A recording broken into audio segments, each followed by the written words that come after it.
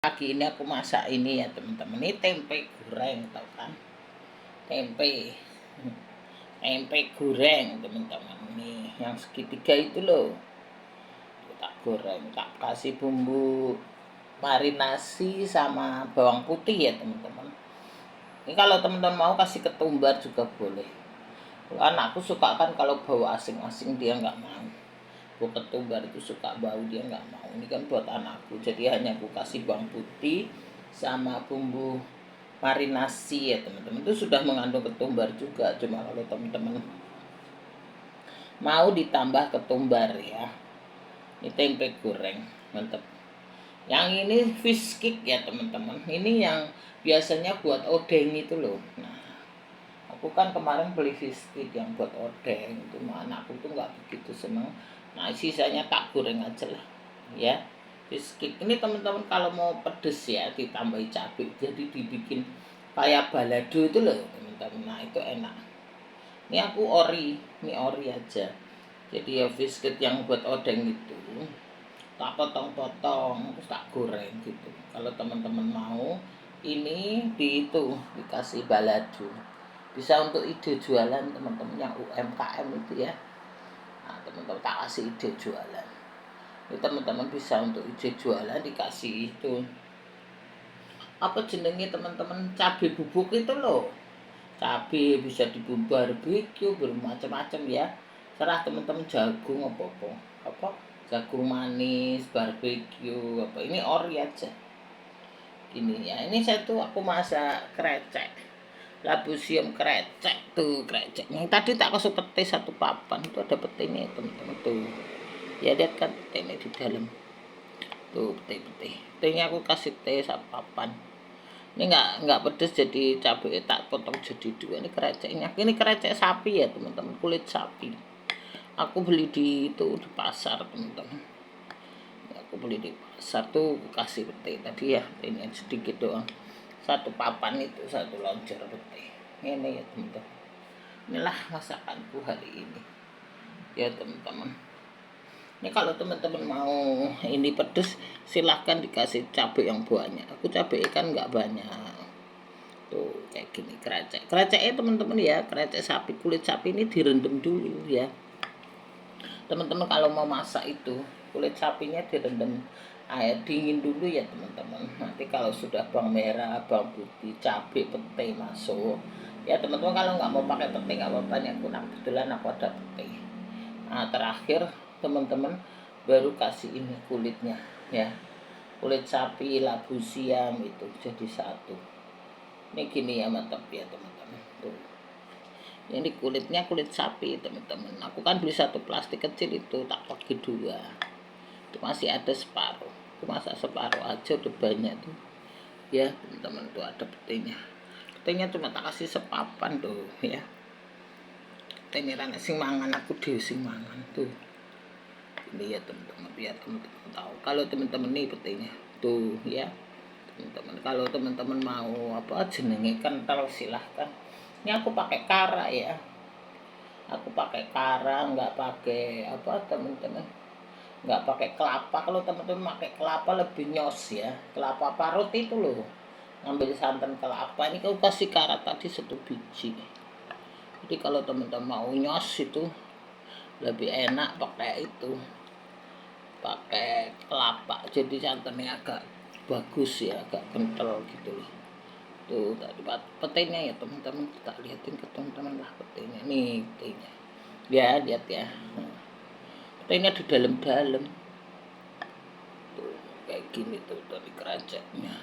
Nah, ini aku bikin seng apa labusin krecek ini teman-teman. Bisa pakai bubur makan, bisa pakai nasi putih, mau nggak aja ya, terserah selera teman-teman ya. Masakanku hari ini gini ya teman-teman. Teman-teman kan tahu nih kreceknya beginiin biar kelihatan semua tuh. Ini ada peta, itu petanya ya kelihatan ya teman-teman tuh ya. Ini petanya tuh, petanya ini cabenya ini ben teman-teman ketok ya tuh, giniin aja tuh ya. teman-teman, ini dialah masakanku hari ini ya. Ini fish cake itu yang biasa buat odeng teman-teman. Kalau mau ditabur itu apa teman-teman, ditabur cabai bubuk boleh, kayak dimasak kayak balado itu juga nggak apa-apa, terserah teman-teman ya. Ini kan aku ori, ini digoreng sampai kering ya. Jadi teman-teman kembali gitu. Ini tadi itu nggak begitu ini karena dari kulkas nggak begitu kembali tapi enak. Apa ini aja. Inilah masakanku hari ini ya. Tempe goreng, whiskey, karo oseng-oseng apa? Nama sayur labu siam krecek ya. Kulit sapi ya, krecek itu namanya kulit sapi. Kalau di kampung itu namanya krecek. Ya itu. Teman tahu kan di sana. Yes. Ini bisa diganti kalau teman-teman nggak mau pakai krecek yang vegetarian, tahu juga nggak apa-apa. Mau aja ya, tahu juga boleh teman-teman. Ya. Ini ya, saya tak ambil biar apa tak milih bagus. Biar nggak keaduk-aduk. Ini ya teman-teman. Inilah masakanku hari ini ya. Sekarang lagi viral itu teman-teman apa? Kemarin ada yang ngirim ya, bu ibu. Nah, itu dia diselingkuhi suaminya sampai 104 kali. 104 apa 100? 100 lebih lah gitu. Dia tetap nggak mau dicerai ya teman-teman. Dia tetap bertahan. Kenapa teman-teman? Nah, karena ibu itu mungkin agamanya agama Kristen ya. Agama Kristen itu kan memang nggak boleh cerai teman-teman. Jadi kita itu yang beragama Kristen ya, aku nggak nih ya, yang orang Kristen yang benar-benar taat firman ya teman-teman. Kan ada yang nggak taat ya. Kalau di agama Kristen yang taat firman itu lebih baik kita melanggar hukum apa dunia ya, biar dunia ngomong apa terserah ya teman-teman. Kita nggak mau melanggar hukum Tuhan ya teman-teman. Sehingga teman-teman kalau suami kita selingkuh atau istri kita selingkuh, kita tetap nggak boleh nikah lagi karena hukumnya memang nggak boleh cerai ya teman-teman. Sehingga selingkuhan kita juga nggak bisa nikah karena suami kita masih status suami ya teman-teman. Sehingga selingkuhan kita tetap nggak bisa nikah ya, paling nikah siri atau nikah apa nggak resmi ya teman-teman. Jadi itu anaknya juga tetap anak haram teman-teman, karena kan suami istri ini tidak cerai ya teman-teman gitu. Kalau suami istri ini tidak cerai artinya anaknya tetap anak haram. Anak selingkuhan itu anak haram, jadi anak yang di luar nikah ya teman-teman, itu bisa dibilang anak dari seorang perempuan yang tidak nikah sah. Nah gitu teman-teman. Jadi kita harus bertahan ya pada ini, pada hukum Tuhan ya teman-teman. Kalau hukum orang biarin aja urusannya. Jadi kalau kita bertahan di hukum Tuhan, Tuhan itu akan memberkati istri sama anaknya. Nanti istri atau anaknya akan bahagia teman-teman, akan sukses, akan berhasil kayak gitu. Dengan anak haramnya ini tetap anak haram. Saat nanti suaminya mati ya, anak ini nggak dapat apa-apa. Itu hukum kami ya teman-teman, hukum kami orang Kristen ya kayak gitu. Jadi hukum Kristen itu kalau suami atau istri sudah meninggal sudah ini sudah selesai. Jadi sehingga baik harta baik apapun tetap ke anak sah. Jadi anak kandung sah sama istrinya tetap mendapat bagian gitu teman-teman. Jadi kalau suaminya mati, istrinya itu 50%, bagian suami 50%. Nah bagian suami itu dibagi lagi dengan istri dan anak kayak gitu teman-teman, kecuali suaminya bikin surat wasiat ya teman-teman. Kalau surat wasiat itu isinya memberikan separuh untuk anaknya kayak gitu. Tetap anak haram ini tetap nggak dapat teman-teman, nggak ada, karena dia kan anak tidak sah kayak gitu. Jadi perempuan yang ini pinter ya teman-teman, itu mungkin tahu hukum ya, dia mungkin perempuan yang ngerti hukum ya, sehingga dia nggak mau biarin suaminya mau selingkuh 104 kali, 150 kali, bodoh amat dia pikir gitu. Sehingga suaminya nggak bisa apa-apa. Ya teman-teman. Jadi suaminya nggak bisa nikah lagi dengan yang baru teman-teman. Yang baru tetap status adalah perempuan yang tidak nikah sah anaknya. Ya itu teman-teman, itu hukuman untuk para perebut suami orang ya teman-teman, supaya dia tahu bahwa setiap dia memandang anak haramnya, dia memandang dosanya teman-teman. Jadi kita jangan mau ya teman-teman menikah jangan mau kita diceraiin, jangan mau, biarin selingkuhan itu tetap di luar ya teman-teman, tetap menjadi anaknya, tetap menjadi anak haram dan dia tidak ada status kayak gitu teman-teman ya. Teman-teman yang pinter ya gitu ya, aku kasih tahu. Jadi biarin aja, Tuhan itu akan memberkati orang yang taat hukumnya ya. Ini hukum Tuhan ya teman-teman, bukan hukum manusia ya. Ini agama Kristen ya teman-teman, agamaku ya teman-teman. Kalau agamaku lebih baik kita tuh taat kepada hukum Tuhan daripada hukum manusia.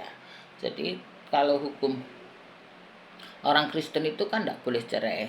Jadi apapun yang terjadi tidak boleh cerai. Nah, kalau sudah tidak boleh cerai, suaminya nggak bisa nikah lagi, istrinya juga nggak bisa nikah lagi, karena itu tetap ada ikatan ya teman-teman. Kalau kamu ini berarti kamu jinah, masuk pasal perzinahan ya teman-teman. Artinya begitu. Kalau suaminya melanggar ya, misalnya suaminya nikah lagi sirih ya, nikah sirih. Kami tidak mengakui nikah sirih teman-teman, karena kami itu saat menikah itu di hadapan Tuhan ya teman-teman, di hadapan Tuhan, di hadapan pendeta yang menikahkan kami, di hadapan jemaat ya, di hadapan orang tua, keluarga. Jadi itu saksinya banyak teman-teman, sehingga untuk memutuskan rantai ini secara hukum itu susah, sudah nggak bisa. Pertama, kita itu kalau sebelum nikah itu kan pemberkatan namanya ya teman-teman. Nah, dulu aku pemberkatan karena kurang Kristen ya, jadi aku pemberkatan di gereja. Nah, sebelum pemberkatan itu teman-teman, aku katekisasi dulu. Namanya katekisasi itu pelajaran untuk pernikahan, itu diajarkan 3 bulan gitu. Ada yang 4 bulan ya teman-teman. Nah, itu katekisasi, belajar dulu. Setelah itu baru dinyatakan sah menikah. Nah, itu ada saksinya, saksi dari hamba Tuhan yang memimpin katekisasi, terus saksi dari pendeta yang menikahkan ya teman-teman. Nah, terus ada saksi orang tua, ada saksi saudara, keluarga ya kayak gitu ya, teman tetangga, teman ya kayak gitu. Jadi itu saksinya banyak teman-teman kayak gitu. Terutama hukum Tuhan ya teman. Saksi pertama kan Tuhan, karena kita menikah di hadapan altar ya, altar Tuhan kayak gitu. Di hadapan Tuhan itu kita susah hukum Tuhan, sehingga apapun alasannya ya teman-teman tuh tidak bisa cerai. Baik suaminya sakit, istrinya sakit, ini itu miskin atau apa, itu urusan dunia ya teman-teman. Tapi kalau kita sudah menikah, sudah komitmen ya teman-teman, kita nggak bisa cerai. Kecuali dia nggak menikah gereja ya teman-teman, misalnya dia menikah hanya di restoran kayak gitu, kita nggak tahu ya teman-teman kayak gitu.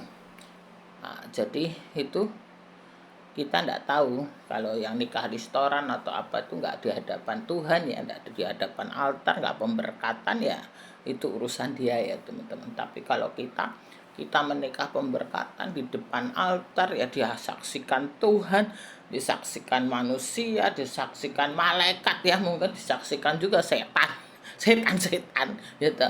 Nah itu ya kan setan pasti ada gitu. Nah teman-teman, itu tetap nggak bisa. Jadi selingkuhan ini nggak bisa masuk ya teman-teman. Dia hanya masuk di luar, jadi nggak bisa diakui gitu.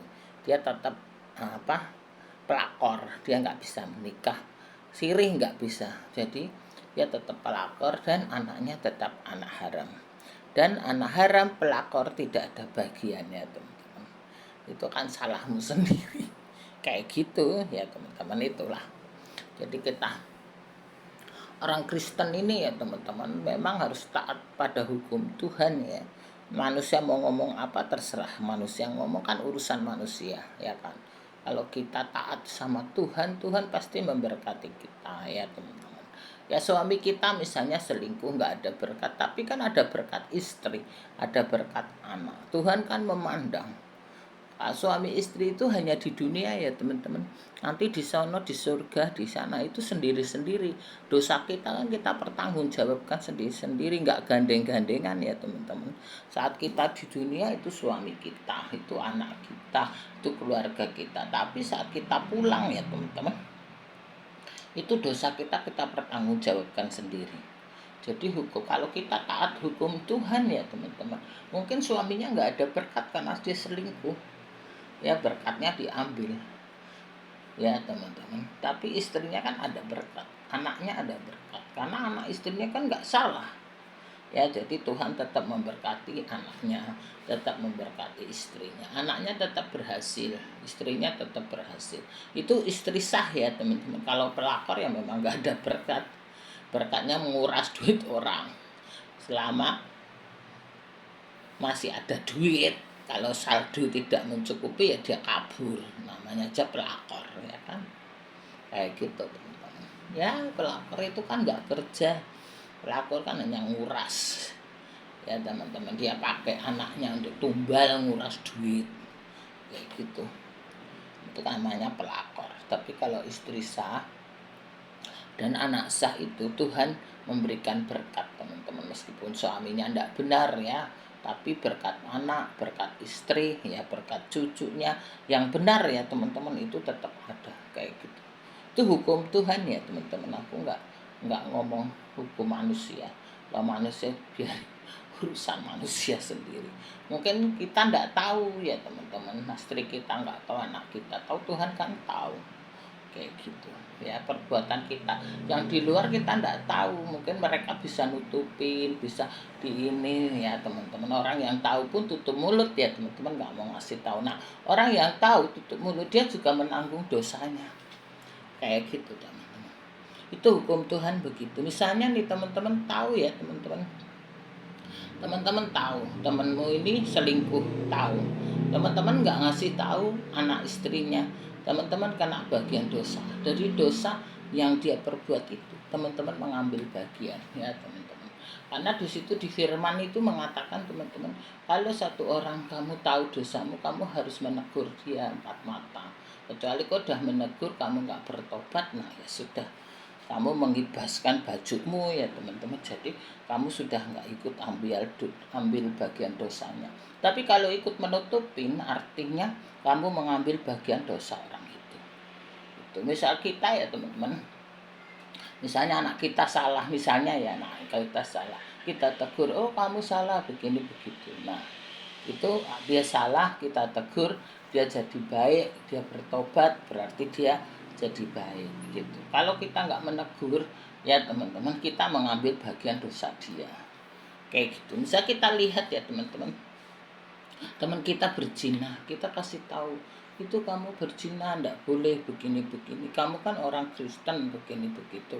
Nah itu kan hukum Tuhan, nggak boleh. Nah kalau kamu tahu dan kamu tidak cerita, tidak ngomong, tidak menegur, tidak kasih tahu istri dan anaknya, itu kamu mengambil bagian dosa orang itu.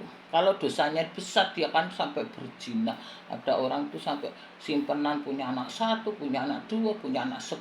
Jadi 10 anak ini anak simpanan semua teman-teman. Itu kan mengambil bagian 10 dosa anaknya kayak gitu teman-teman. Itu hukum Tuhan ya teman-teman. Itu ada di firman ya, ada di firman Tuhan. Jadi kalau sesamamu bersalah, kamu harus menegur dia. Kalau kamu nggak menegur ya kamu mengambil bagian dosanya dia kayak gitu.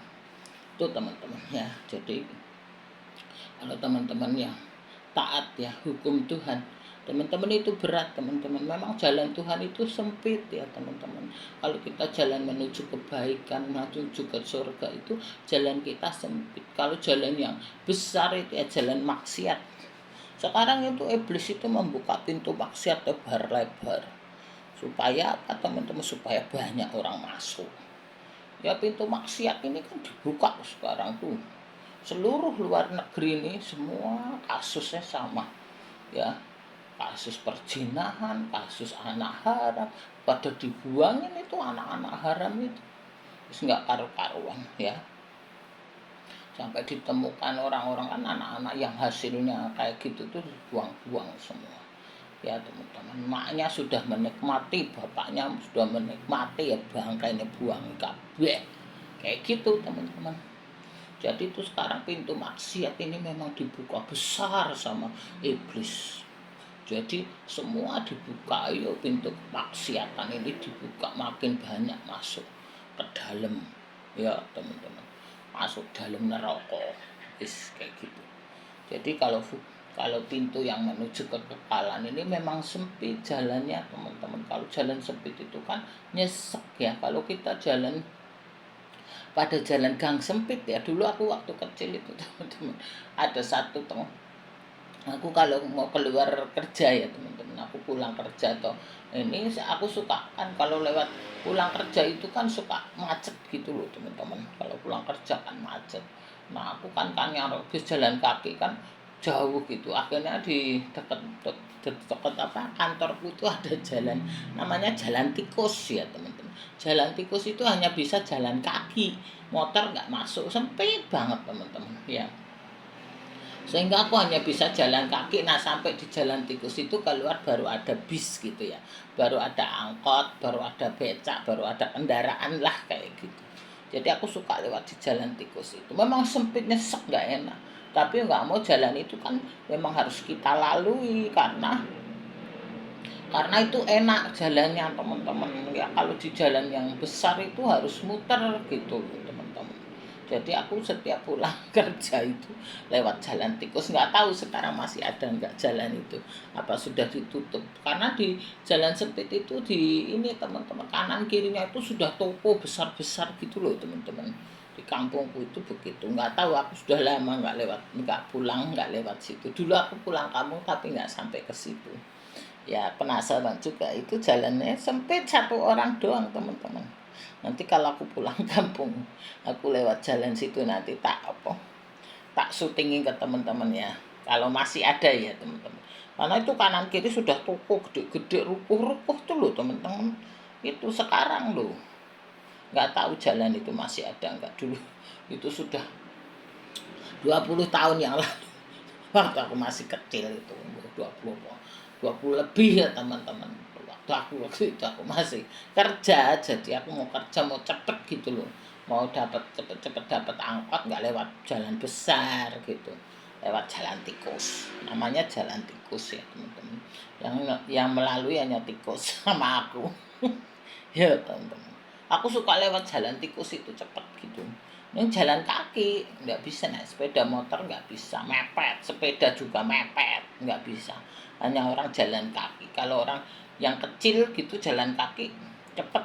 Nah kalau aku kan badanku agak gede, jadi jalan kaki ya muat, maksudnya bisa, tapi nggak bisa cepet ya teman-teman gitu. Anakku punya badan kan gede, jadi jenenge jalannya nggak bisa cepet karena lewat gang sempit gitu, nyesek gitu loh. Memang kalau jalan sempit itu nyesek, nggak enak ya teman-teman, nggak enak, beda lah, hawanya tuh beda. Aku karena pernah jalan, kalau kita jalan lebar itu kita bawa tas ongkang-ongkang enak santai gitu loh ya teman-teman. Kalau jalan sempit itu cepet-cepet gitu loh ya, itulah teman-teman. Jadi kalau kita di jalan yang sempit itu memang sesek ya teman-teman, sesek nggak enak gitu, tapi itulah jalan kebenaran yang harus kita lakukan ya teman-teman gitu. Sehingga kita dalam hidup ini ya teman-teman, kita harus melakukan yang benar menurut hukum Tuhan ya teman-teman, bukan untuk hukum dunia ya, ini aku ngomong hukum Tuhan. Jadi saat kita hidup kita harus benar-benar ya teman-teman, benar-benar taat kepada hukum Tuhan ya. Nah, hukum manusia itu sudah enggak ini ya teman-teman ya, memang kita harus hukum Tuhan, hukum negara, hukum norma-norma agama ya teman-teman, norma sosial kayak gitu, tapi yang lebih utama adalah hukum Tuhan kayak gitu. Itu ya teman-teman, gitu aja. Ini nanti nak kepanjangan, aku balik lagi ke sini ya. Ini tempe goreng ya, fish cake, sama ini adalah labu siam krecek Itu ya teman-teman, wes gitu dulu. Itu kepanjang. Terima kasih teman-teman semua.